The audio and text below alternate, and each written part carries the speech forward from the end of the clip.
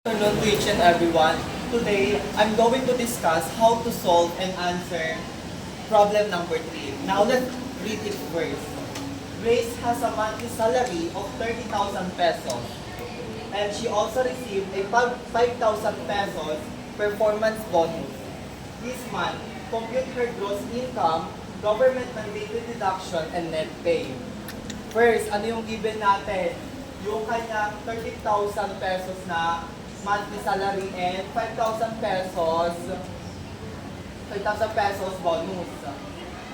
And ano ba yung kailangan nating hanapin? Kailangan hanapin yung gross pay, government mandated deduction, and net pay. Now, let's first solve what is her gross income. Ipag-add lang natin yung 30,000 tapos 5,000 ilan? 35. Next is government deduction. Unahin natin yung SSS. 35,000 times 0.05 ilan? 1,750. Galing!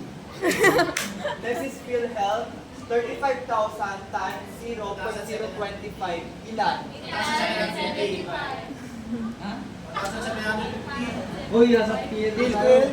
875. Now, yung pag-ibig naman, 35,000 times 0.02.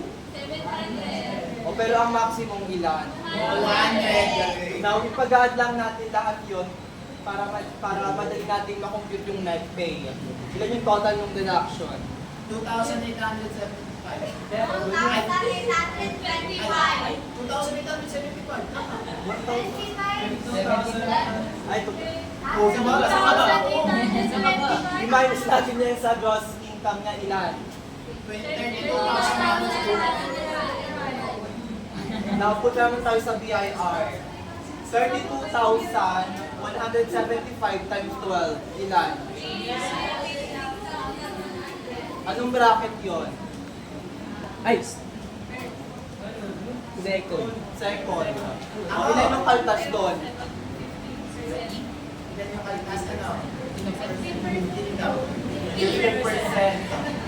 So, 386,100 times 0.15. Ilan?